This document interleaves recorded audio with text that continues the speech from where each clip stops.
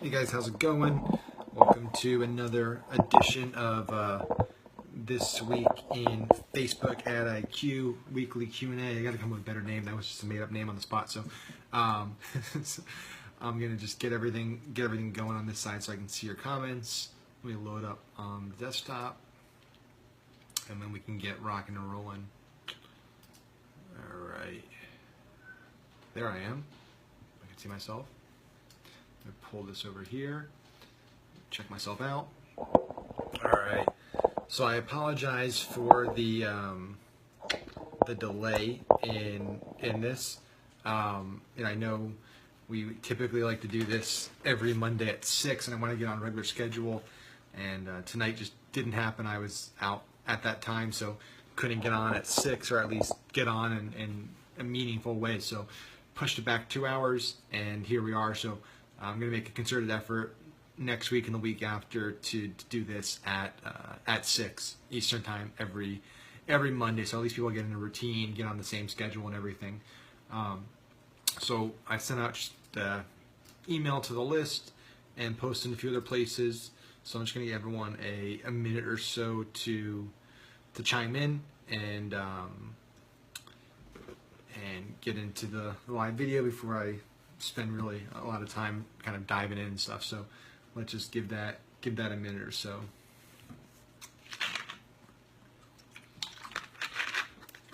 All right.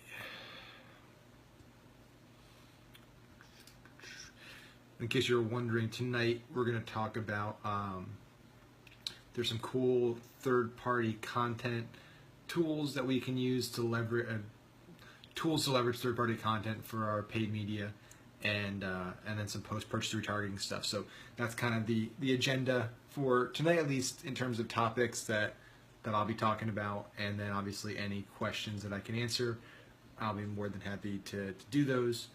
And at the end of the day, if nobody hops on because I changed the time and it's 2 hours late and it's late in the evening, then I'll just talk about those two things and we'll call it a night. So either or, we'll talk about some stuff.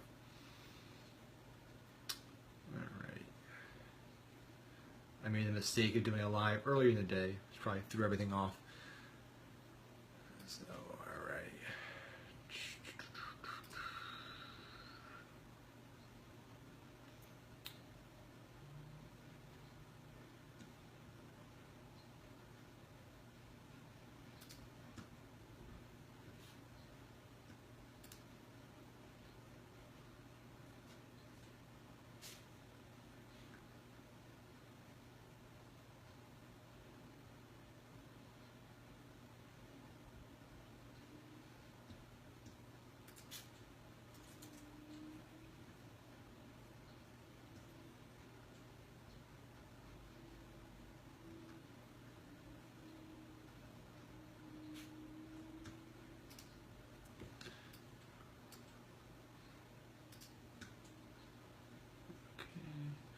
Well, this is looking super promising. So I'll probably I'll talk for a few minutes about some of the stuff I plan on talking about, and then if people don't join, then we'll just call this a recorded video and stick to next week for the live. So I know people like their schedules.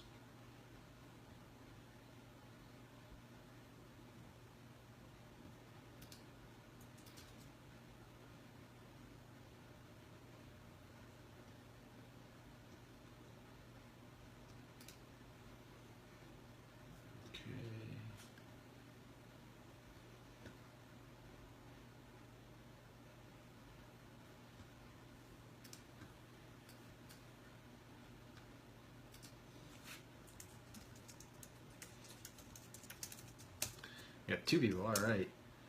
So let's see if we can break 2 people. That would be good, wouldn't it?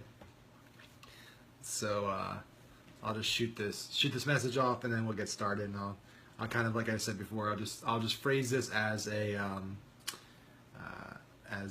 pre-recorded video that just happens to be doing live, and I'll talk about some stuff. And if you have a question, what's up, Dan? How's it going, man?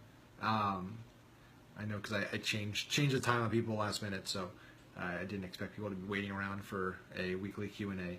So I'm just going to shoot this message, and then we'll hop into some stuff tonight. Okay. If you have any questions, you can feel free to put them in the comments, and I'll answer them.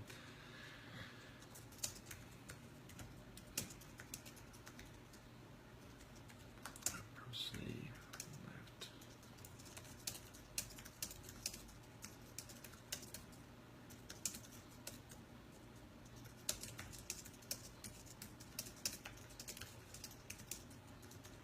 Okay.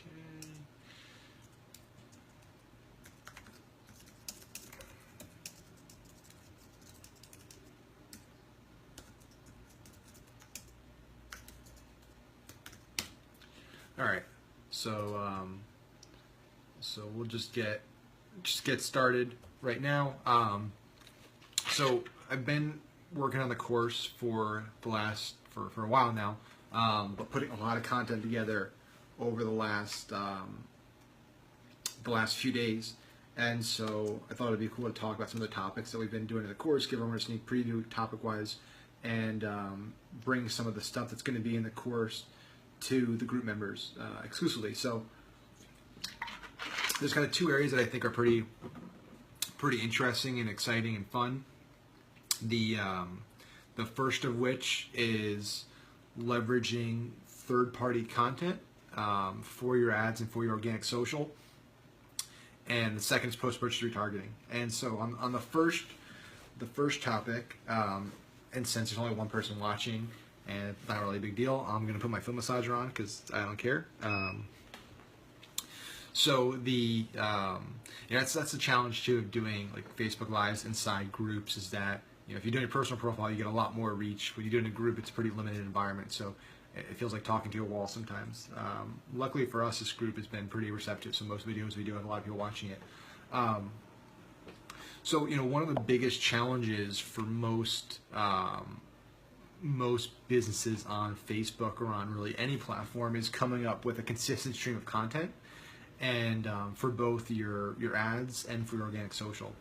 And so what a lot of people result to is they can't afford to hire a content writer or a full-time blogger, and paying per blog can get expensive. So a lot of people end up just taking other people's content, copying and pasting it on their blog, and then doing a backlink to it, and which is fine, and that's a lot of people do that and it works, right? But there's more merit and credibility in the actual original source. And so if you take a Wall Street Journal article and you copy and paste it onto your blog, and then you run media behind it, driving traffic to your blog, you have less weight and less clout going to your blog than you would if you just drove traffic straight to the Wall Street Journal. And so, a lot of people would think, well, how can I send traffic to the Wall Street Journal, but at the same time get all the benefits as if I sent it to my own website? And so there's a tool out there that lets us do that, which is really cool, called Sniply, SINP.ly. That's the URL. And so Sniply essentially allows you to take any article online, press a button in your Google Chrome, or drop it into their admin, their dashboard, and instantly add an overlay on top of it. And so you can add a call to action now on top of another person's website. So when I share it, and I share a Wall Street Journal article or a Business Insider article or an Inc. article, and you go to that article page or Digital Marketer, you're actually seeing on the bottom of it a call to action, which could be a visit my website. It could be email opt-in for lead capture. It could be a single image graphic with a more like a banner graphic, driving traffic back to my website, driving people into an email opt-in. So really powerful stuff. The other added benefit is that I can pixel that page. So essentially I can pixel any website. So obviously I would never be able to pixel the Wall Street Journal. They wouldn't let me. But I can pixel this kind of iframe, and so when people go to this Wall Street Journal article, they're actually getting pixeled, which means that I can put them in a custom audience and I can retarget them. So now for my cold traffic to warm up audiences, we all know that sharing content and building rapport and warming those people up is really important before you pitch them. Now you can actually leverage already vetted content that's hot right now, trending right now, that already has a lot of lift. You can just take that article, snip it, and then drive traffic to that Sniply link. So you don't have to do guesswork anymore. You don't have to write a lot of blog posts and then drive traffic to those blogs. you can just see what's trending in your space right now. So for us with our Patriot Products brand, our Trump brand, every week we're able to see like what's the most controversial, hottest article right now that leans right. Let's pull it, let's snip it, and we'll share that link. And on that link, we'll have a call to action at the bottom to shop Trump collectibles at Patriot Products. And that was great for two reasons. One is every time we shared any type of organic traffic or any type of organic post, we got traffic to our website because people would go to the article, they'd read it, and a percent of those people would then go right to our product page. The other added benefit is that we started building audiences of people that are actually reading this content. So people that are actually clicking on these articles that we purposely ensured were controversial and divisive, so we knew people engaging with it on our side were probably hardcore conservatives. And it works for everything, right? Not just political pieces, but for Startup Drugs we do it, for my personal brand we do it, and build audiences of those people for two reasons. So one is now going forward, we can build lookalikes of those audiences and use those as sources to do any boost or pay traffic to future articles, because we know there's people most likely to read stuff and click through the articles. Two, it allows us to retarget those people to a product offer, to a service offer. And so instead of taking somebody that's totally cold and driving a cold prospect to a sales page, we're instead taking a really hot article, driving that cold prospect to a hot article on an authority site. It's going to be a lot cheaper for us to do a website click objective than a website conversion objective. Then people that actually read that and spend a certain amount of time on that page, we're then retargeting to a sales page. So we're adding an additional step to the process to vet traffic, to warm traffic up. So by the time we pitch them, our close rate's a lot higher, and our relevance score is higher, and all our metrics are higher and better with our media buy. So so that's a really cool reason that we use Sniply, and why it's such a cool tool, and why we love using it for all of our brands. So again, that's Sniply, SINP.ly. And I'm seeing that my broadcast has been paused on my computer, but I don't know why, because it's fine on my desktop.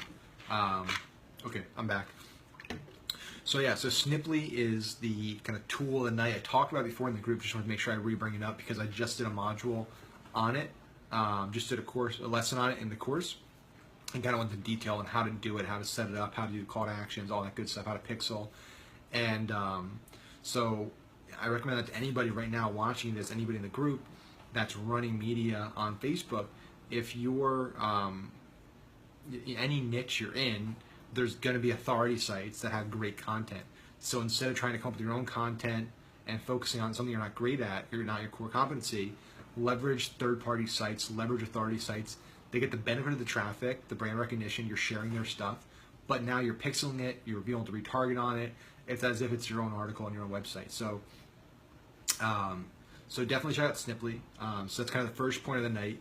And as we go, now that people are actually starting to come in and watch, you know, any questions, it's supposed to be a Q&A. I just happen to have topics that I can talk about while people come up with questions. So feel free to drop any questions that you might have in the comments below. So kind of the second thing I want to talk about, which is I actually just did a 45-minute video for part of the course yesterday on it, is post-purchase retargeting. And so I can actually probably show you, I can turn this around. So over there on the whiteboard is the whiteboarding session that I did yesterday for post-purchase retargeting. So I did, you know, I really fleshed out the whiteboard and went pretty deep into the topic. And so the big point here is that kind of the average strategy for most Facebook advertisers is cold traffic, ad, retargeting, ad, sale. Maybe some crappy email sequence. And so that's kind of the path that most people follow for their ad strategy. And the problem with that strategy is it's at a minimum 5 times more expensive to acquire that first customer than it is to resell that customer. And so, you know, the way I look at it is you do all this work, you put all this time and money into finally acquiring the customer, you defy the odds and you get somebody to buy from you. And then when you get to the easy part, which is cross-selling and upselling and maximizing profitability, you just don't do anything. Or you half-ass it and you just do a shitty email sequence. And so that's why I'm so passionate about post-purchase retargeting, and why I usually get tongue-twisted on it because I get excited and I talk too fast on it. Is because one, it's really easy, and I love easy things. Two, it's something that a lot of people don't do, and I also love things that people don't do because there's less competition in that space. And three, it makes a lot of money. So all three of those things are things that I love, and I'm sure people watching right now are things that you love. And so what I really went through on this module, and I'm kind of giving away the farm a little bit here.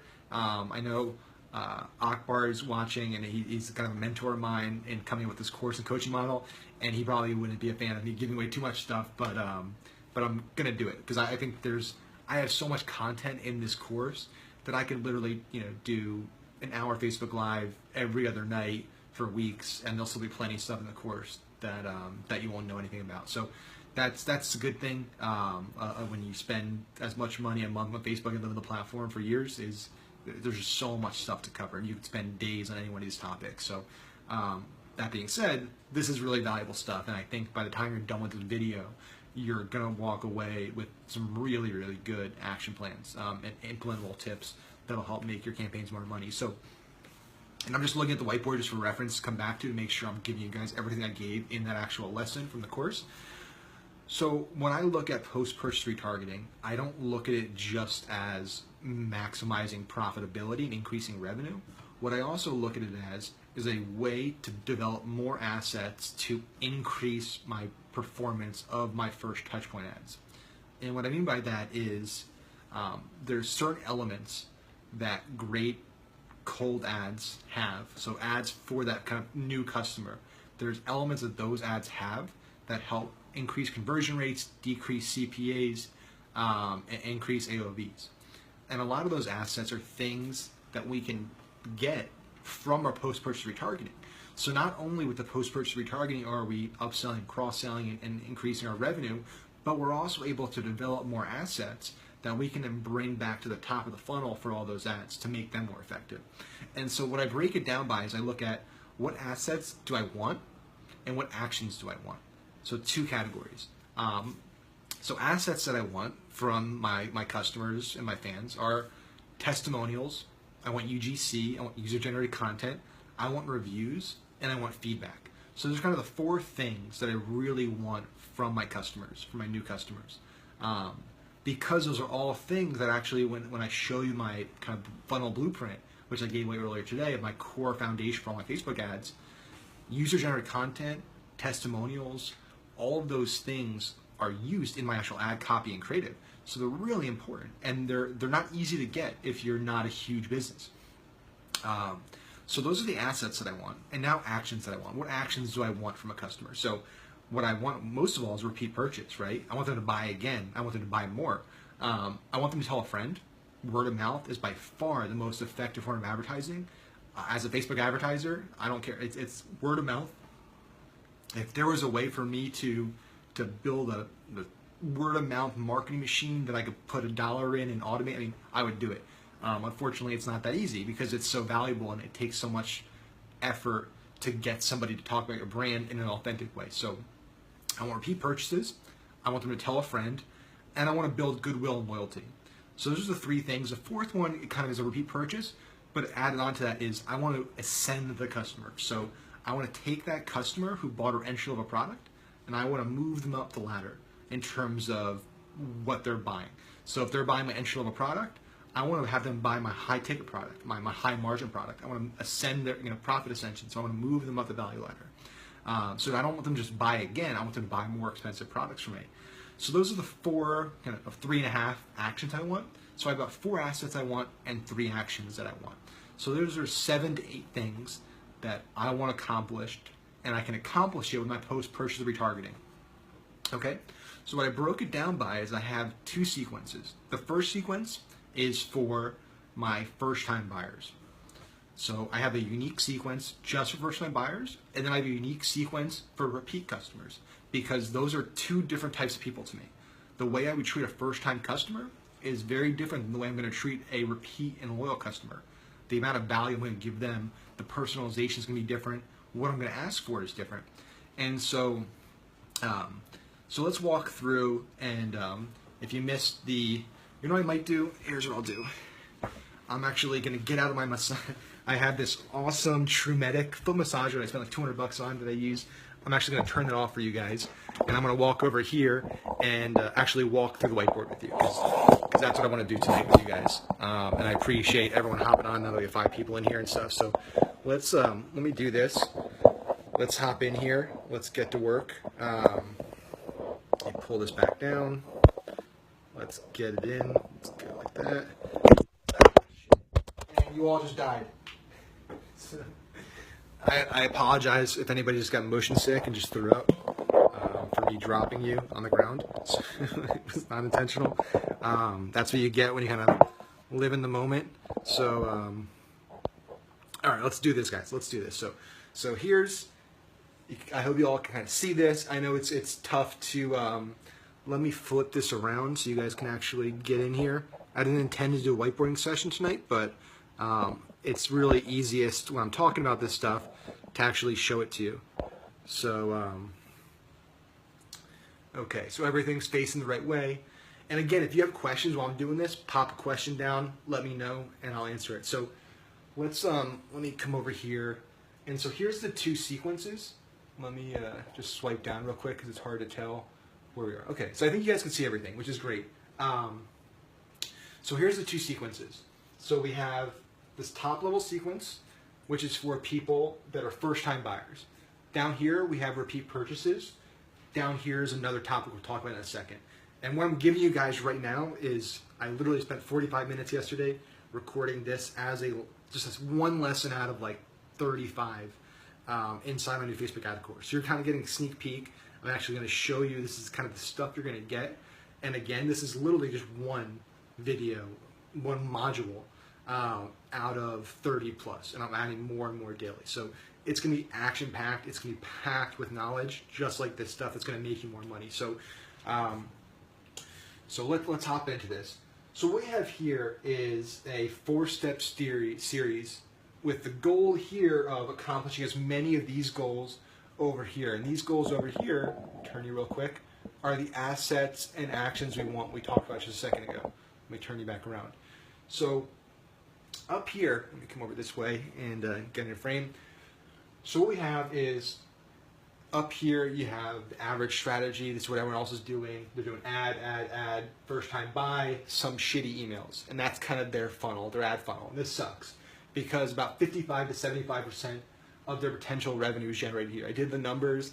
This isn't an exact science, but I looked at almost all my ad accounts, did some numbers, did some averages, and what I found is that about 45 to 25% of my revenue from paid media comes from post-purchase retargeting.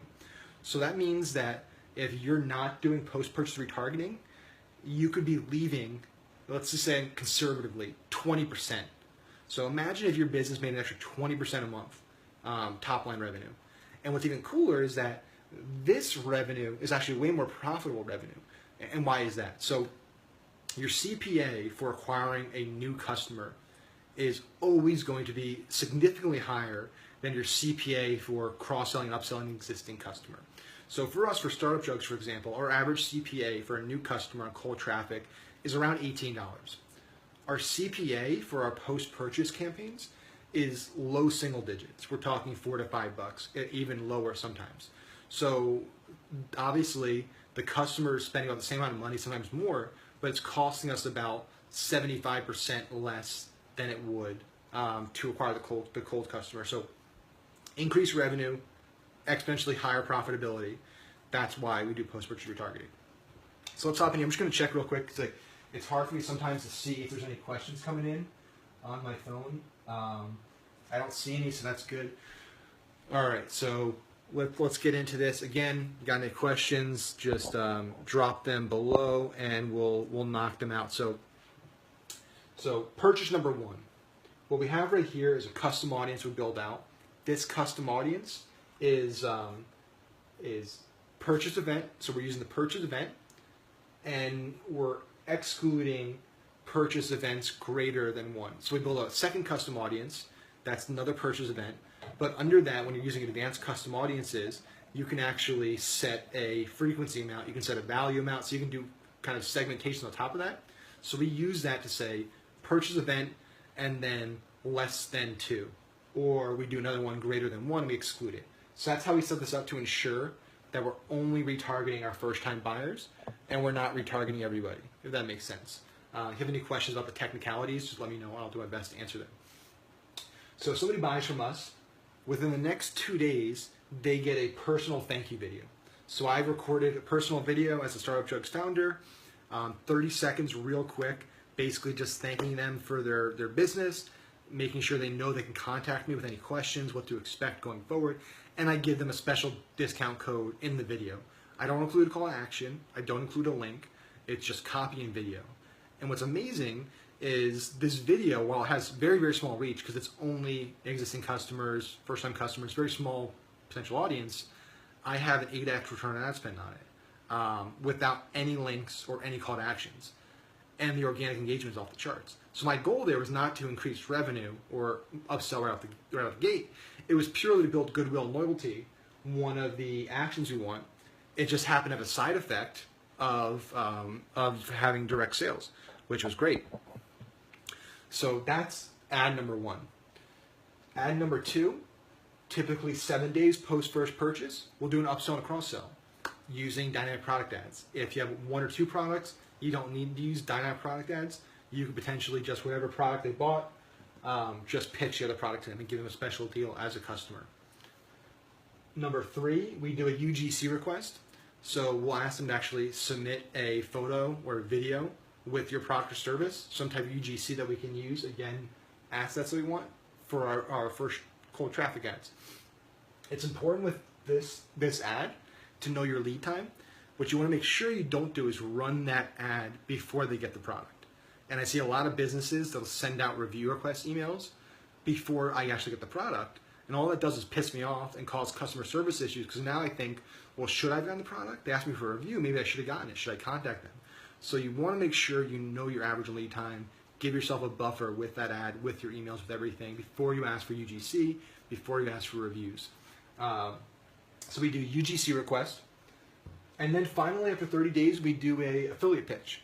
So we might try to get them into our affiliate program, our ambassador program, invite them into our kind of inner circle to promote our products.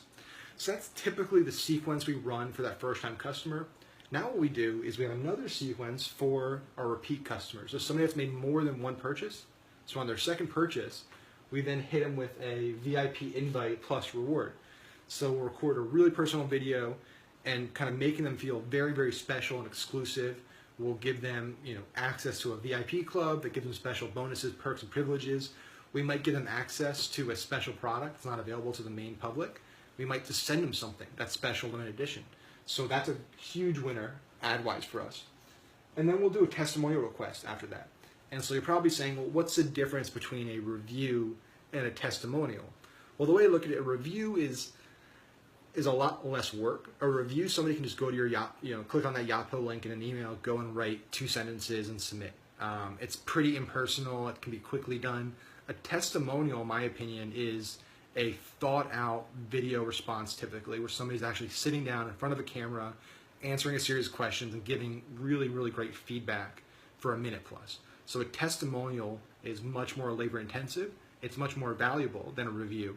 And it's something that we only ask for from repeat customers, because they're our biggest champions. They're obviously having the best experience. They love our product more than most people. So we don't ask our first-time customers for testimonials. We ask our repeat customers for testimonials. That's important to keep in mind. Reviews.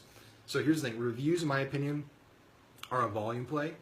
The more Yotpo reviews you have in your Shopify store, the better. You have 2,000 reviews, 10,000 reviews. That's great. Testimonials, in my opinion, are not a volume play. I think testimonials, having just a handful of very, very high quality video testimonials, goes a lot longer than having a ton of 5-star reviews. So that's why we segment it that way. So that's our second post-purchase retargeting campaign for our repeat buyers. And let's hop into the final thing. So down here you'll see this little stream, this little sequence. And so what this is anytime we launch a new product, a new service, a new offer, whatever it is, our first audience we hit with any traffic is our all-time buyers. So why start with cold traffic when you already have a group of people that have already bought your product before? That's going to be your least likely group to buy your new product and test it out. So we always run, anytime a new product we come out with, we run ads to our all-time buyers list out of the gate. Just like you're going to email them, we hit them with a new ad on Facebook.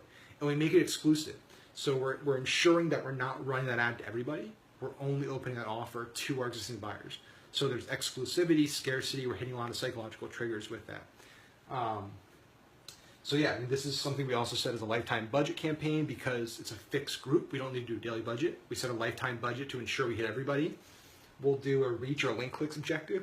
We don't need to optimize for website conversions. This group's already bought from us. We don't need Facebook to tell us who a good buyer is. And then we exclude buyers of the new product. So those are the three things that we do for our new offers, leveraging our existing buyers list. So,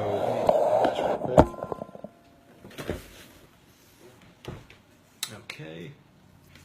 So that's a little insight into our post-purchase retargeting funnel.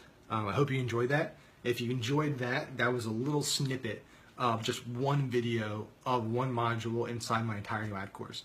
So that's exciting for me because I know how much value is in just that whiteboard, just that picture. And we go into really good detail. It was a 45-minute video I did yesterday just on that whiteboard. So so that's what I got in post-purchase retargeting. We talked about Snipply earlier in the video in case you missed it. At this time, I'm more than happy to answer any questions anybody's got watching right now. Whatever it is, doesn't have to be Facebook related. It can be anything. Earlier today, we did I did a Facebook Live on comments to Messenger subscription using ManyChat, which seems to be a hot topic. So I actually showed everybody how to use ManyChat and their comments tool to actually link to any post or ad you're running or a live video like I did in the example and link it so when people comment on that post, they automatically get a personal message via Messenger from your brand page that if they reply to, they're opted into a sequence. And I showed an example of our Patriot Products page where we did a happy birthday Trump post that we ran from the 12th to the 14th with a $300 boost budget and got 6,000 comments on it. So we had about 20,000 likes, about I think 1,600 shares, and 5,800 or so comments. And so that means all 5,800 of those people that commented got a message from our Facebook page, and about 70% of those people replied, so they got subscribed. So we, grew our messenger list to several thousand in a 2-day period without doing any additional work. So if we didn't do that, imagine that. So if we didn't use this tool, that post still would have been good. It would have gotten us engagement and sales, but we would have left, 3,000 or so leads on the table, just free leads that we got from that post because we did this one little thing. So that's a huge, huge winner in terms of a Facebook ad strategy that everybody should be doing with all your posts, all your ads, all your lives. If it's from a brand page, associating that with a Facebook Messenger sequence, so you can build up a list and kind of get more value out of those people. Because typically the people that comment on a post are your most loyal and engaged potential buyers, other than obviously your buyers. So those are the greatest prospects, people that are already engaging with you. So that's another good strategy we talked about today that I highly recommend you guys go back and watch that video if you missed it. And if you have any questions about that, just let me know in the comments below in this video, or just post them to the group, and I'll do my best to answer them. So that's all I have tonight. It's all the content I got prepared for tonight. I'm more than happy to just kind of hang out here and chat, answer any questions, talk about any topics. If you have a topic you want me to talk about, post it in the comments. If you have a question you want me to answer, post it in the comments. If you just want me to stop talking and call it a night, you can let me know that too, and we'll more than happy to end the video and get back to work on the course. So that's totally up to you guys and girls, and whatever you want to do, I'm here for. So I'm more than happy to hang on for another 10 or 15 minutes and answer questions, talk about anything else.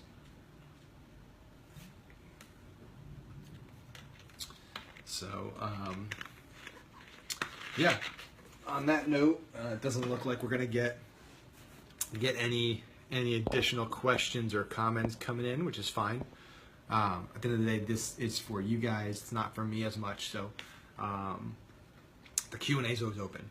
So you can always ask questions in the future. That's a great question, Dustin. My goal is to have at least a soft launch by the middle or end of July. I recorded probably 10 plus hours so far of content. I have that's only about 33% of the total content, so I have a lot more content, but I'm kind of in a zone and I've just blocked out a lot of my schedule to knock that out. We're building out the entire membership site right now in the back end, and we're about to put up a waiting list page. So we'll have a landing page up that'll give you kind of a course outline. It'll give you an overview of what to expect. It'll give you some pricing information, and it'll allow you to join the waiting list. And what I'm thinking is doing some cool limited edition rollouts, where I think what I might do is kind of let 40 to 50 people into the course at a significantly reduced cost, and just to get their feedback, have them kind of jump in it, find things they'd like me to add more to, and just give me some general feedback on the course. So that's a plan of mine. So what I might do is kind of the first 50 people that sign up for the waiting list will get access to that significantly reduced price. We're also working with some badass affiliates. So we're putting together some really cool affiliate contests and prizes. We're going to have huge payouts as an affiliate. So if you're interested in promoting the product and promoting the course to your audience, let me know as well. I'd be more than happy to get information on our affiliate side of it. We want to really make it fun, and we want to reward our affiliates for selling the course. So it'll be coming out soon. At the end of the day, I want it to be out tomorrow, because there's so much value in here, and I put off doing a course for a very, very long time, while lots of people that I know don't know what they're talking about are putting courses out and charging people $1,000, and frankly, it's kind of BS. Other than like Ezra Fireson's course, Jason Horning has a really, really good course. Other than maybe 4 or 5 guys out there, most of those Facebook ad courses are total bullshit and are just repurposing canned content and not really diving into a lot of stuff. So for me, most of this course is actual strategies and actual case studies. It's going to actually show you the campaigns that I build. I'm going to show you over my shoulder how I build a campaign. I'm going to show you what worked about specific campaigns, from everything from launching Pat Flynn's 5-day course, digital course, to selling a physical product and doing $4.5 million in 3 months, to an e-commerce brand and selling apparel. So really hitting on a lot of areas. What I'm also thinking about doing, so beyond just the videos, we're also going to turn all the videos into PDFs, scripts. We're going to do some worksheets. I'm going to make some quizzes and surveys in there. Some kind of fill in the blank things where you can get templates. So all of that stuff is we're working on with the team. What I'm also thinking about doing is documenting the launch of the course and how I go about running the ads to build the course and sell the course as a bonus module that'll be added after you buy it. So the reason I had the idea of doing that is I've had several people in the last month and a half or so reach out to me who have Facebook ad courses, and they asked me if I would be able to run the Facebook ads for the course. And I turned them all down because I thought that was kind of crazy. It's like, hey man, you're telling people you're the Facebook ad expert and you're getting to pay you $1,000 or $500 for your course, but you're not confident enough in your Facebook ad skills to actually drive traffic to it.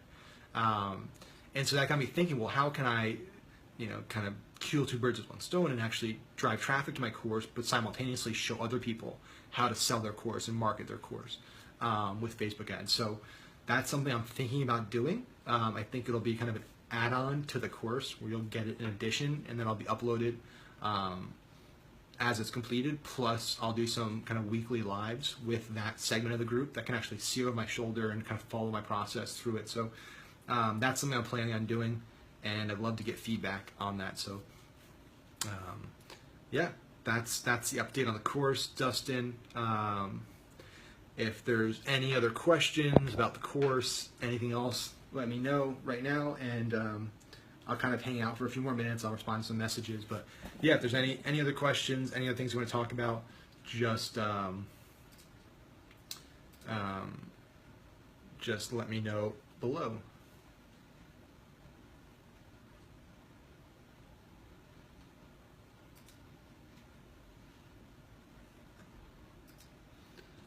Okay. Cool. So that's what I got tonight. We'll call it an evening then. And like I said, any questions, comments, concerns, anything we talk about, post them in the group, post them as a comment here, and I'll get back to them tomorrow. Thanks, guys.